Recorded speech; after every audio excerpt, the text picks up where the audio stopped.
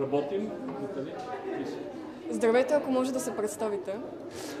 Казвам се Юрий Трейман и се занимавам с фотография повече от 40 години, а последните 5 години много активно работя и съдействам на млади автори в тяхните първи изложби, какъвто е случая да съм тук тази вечер.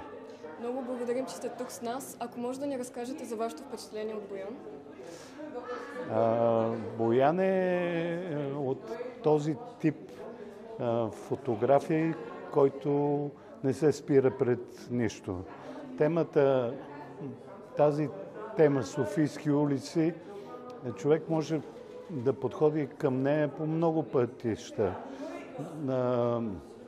Боян подхожда абсолютно репортажно. Просто вкарва кадри от събития, ходи по софийските улици с апарат в ръка и му попадат какви ли не неща пред обектива.